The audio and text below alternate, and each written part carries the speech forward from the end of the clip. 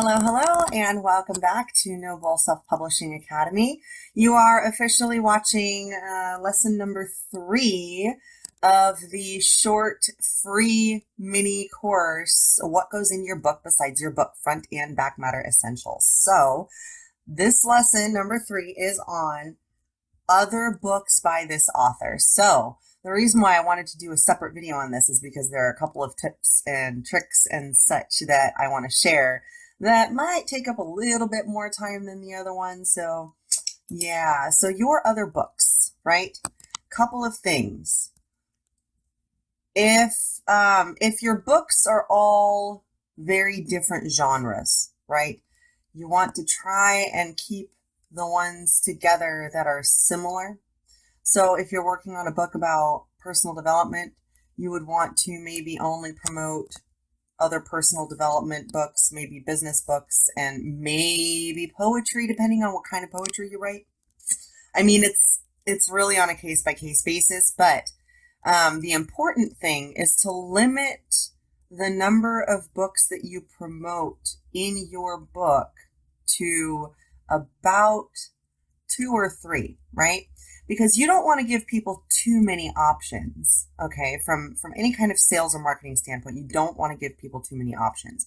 If you give people too many options, there will be analysis paralysis, and then nobody wants to make a decision because they're stuck, right? So if you only give 2 or 3 options, then that's totally easy to digest and easy to, work through and easy to say, okay, well, this one looks cool. Maybe I should buy this book. Or, I don't think I'm going to buy any more books by this author right this second, but this one looks like something I might want to check out, whatever, So limit it to 2 or 3 to avoid this whole analysis paralysis thing, right? And if you are able, okay, now I know this is going to be more challenging for some authors than others, but if you are able to include a small thumbnail image of your book cover for each of these books that you're trying to promote, that would be really ideal. If you're not into doing design yourself, or you don't know how to do graphic design stuff yourself, go to Fiverr, Fiverr.com, and I'll include the link below, and look at some of their freelancers, because you can get certain little tasks like this done for very, very inexpensive on Fiverr. Usually their gigs start at $5, and then you can tack on bonuses, for if they want to earn a little bit more, but they're very inexpensive, and most of the people on there have portfolios. If you look at their portfolio and you think their style meshes with your style and you think that they can do this task, then go ahead and hire someone.